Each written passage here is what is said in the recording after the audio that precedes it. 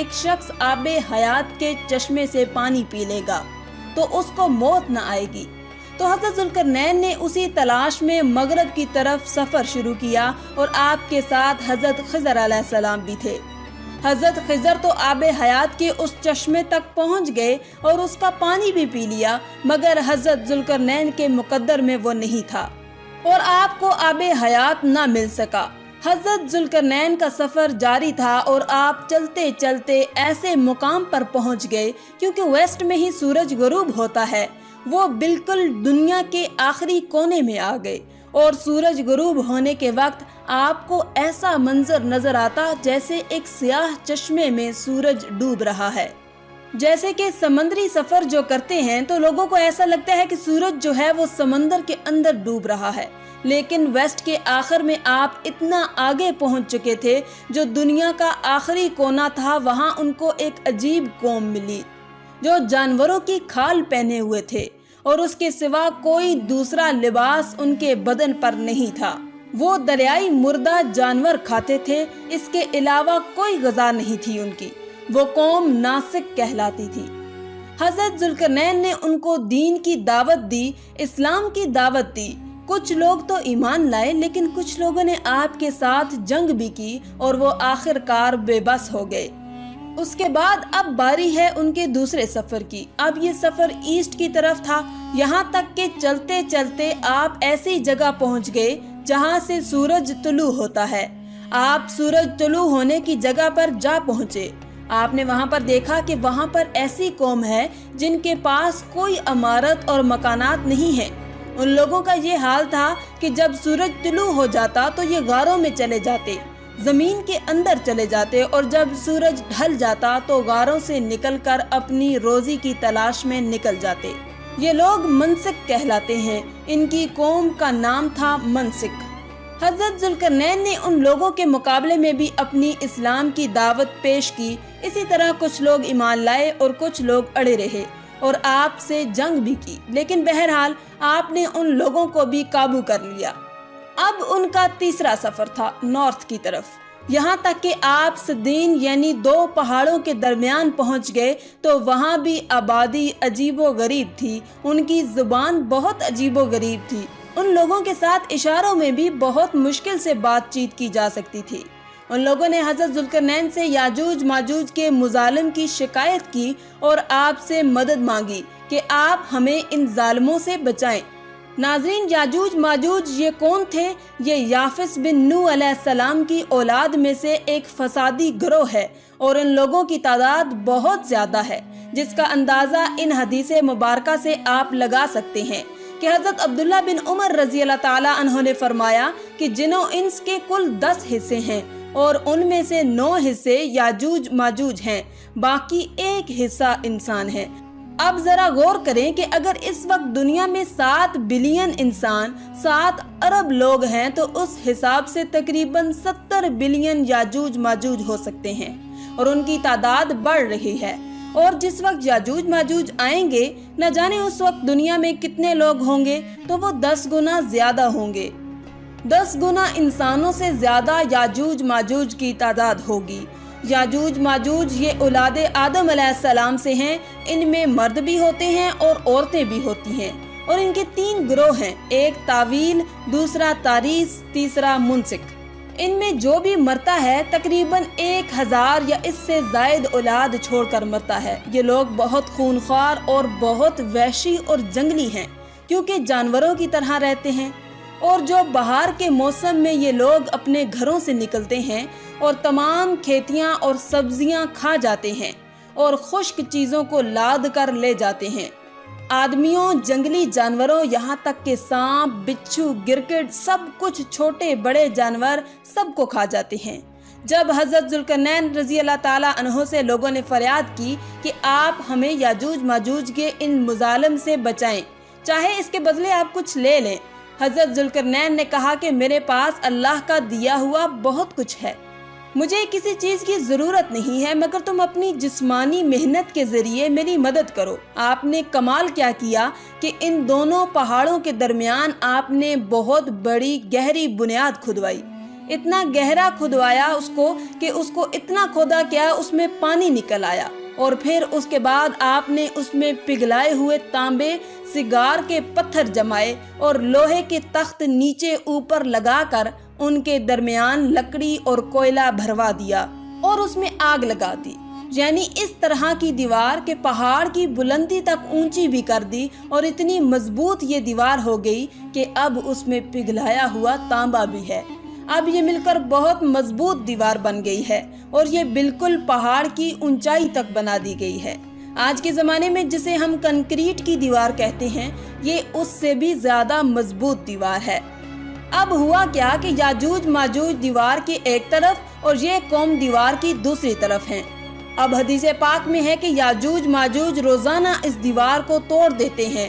یہ روزانہ اس دیوار کو توڑنے کی کوشش کرتے ہیں، مگر دن بھر جب محنت کرنے کے بعد اس کو توڑنے کے قریب پہنچ جاتے ہیں تو ان میں سے ایک کہتا ہے کہ چلو اب کل توڑیں گے، لیکن اللہ کی شان کہ دوسرے دن وہ دیوار اس سے زیادہ مضبوط ہو جاتی ہے اور پوری بھی ہو جاتی ہے۔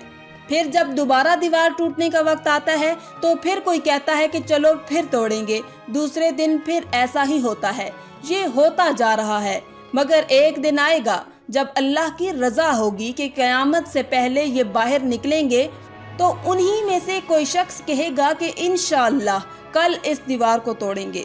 تو پھر جب وہ دوسرے دن آئیں گے تو وہ دیوار وہیں تک ہوگی، انشاءاللہ کی برکت ظاہر ہوگی اور پھر یہ دیوار ٹوٹ جائے گی۔ پھر ان کا خروج ہوگا۔ نبی پاک صلی اللہ علیہ وآلہ وسلم کے فرمان کا مفہوم ہے کہ قیامت قائم نہ ہوگی یہاں تک کہ یاجوج ماجوج نہ آ جائیں۔ ناظرین، آگے بڑھنے سے پہلے آپ کو بتاتے چلیں کہ یاجوج ماجوج کے نکلنے سے پہلے دنیا کن چیزوں سے محروم ہو جائے گی۔ حضرت ابن عباس رضی اللہ تعالیٰ عنہ نے فرمایا کہ اللہ تعالیٰ نے 5 نہروں کو جنت سے جاری فرمایا۔ نمبر 1 جیہون، نمبر 2 سیہون، نمبر 3 دجلہ، نمبر 4 فرات اور نمبر 5 دریائے نیل۔ یہ 5 دریا ایک ہی چشمے سے جاری ہوئے ہیں۔ اللہ تعالیٰ نے حضرت جبریل علیہ السلام کے ذریعے جنت کے اس چشمے کو پہاڑوں کے اندر امانت رکھ دیا اور پہاڑوں سے نہروں کو زمین پر جاری فرما دیا ہے، جس سے لوگ طرح طرح کے فوائد حاصل کر رہے ہیں۔ جب یاجوج ماجوج کے نکلنے کا وقت ہوگا تو اللہ تعالیٰ حضرت جبریل علیہ السلام کو زمین پر بھیجیں گے اور وہ 6 چیزوں کو زمین سے اٹھا کر لے جائیں گے۔ وہ 6 چیزیں کون سی ہوں گی؟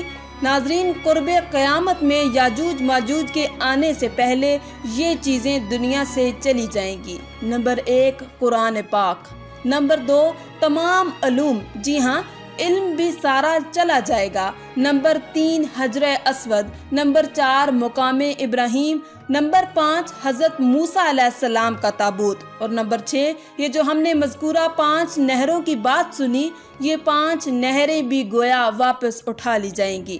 یہ چیزیں جب اس دنیا سے اٹھا لی جائیں گی تو دنیا اور دین کی برکتیں روئے زمین سے اٹھ جائیں گی اور لوگ ان برکتوں سے بالکل محروم ہو جائیں گے۔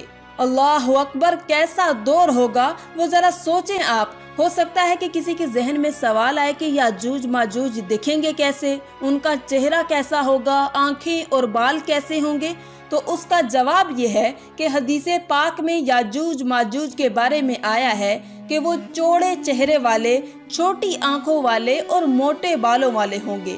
یاجوج ماجوج کا ظہور اس وقت ہوگا جب حضرت عیسیٰ علیہ السلام دجال کو قتل کر چکے ہوں گے۔ قتل دجال کے بعد حضرت عیسیٰ علیہ السلام کو حکم الہی ہوگا کہ مسلمانوں کو کوہ طور پر لے جائیں، اور اس لیے کہ کچھ ایسے لوگ اب ظاہر ہونے والے ہیں جن سے لڑنے کی کسی میں طاقت نہیں ہوگی۔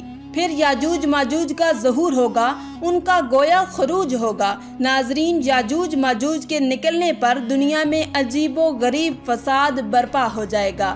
ان کا خروج نہایت خطرناک ہوگا، اس قدر زیادہ ہوں گے کہ ان کا پہلا گروہ جب بحیرہ طبریہ سے گزرے گا، ایک بڑا آپ سمجھ لیں کہ سمندر ہے جس کی لمبائی 10 میل ہوگی، مگر اس کا پانی پی کر اس کو اس طرح سکھا دے گا کہ جب وہ دوسرا گروہ آئے گا تو وہ حیران ہو کر کہے گا کہ یہاں تو کبھی پانی تھا ہی نہیں، بالکل پانی سارا ختم ہو جائے گا، اتنا بڑا لشکر ہوگا۔ یہ لوگ دنیا میں فساد، قتل و غارت سے فارغ ہو جائیں گے۔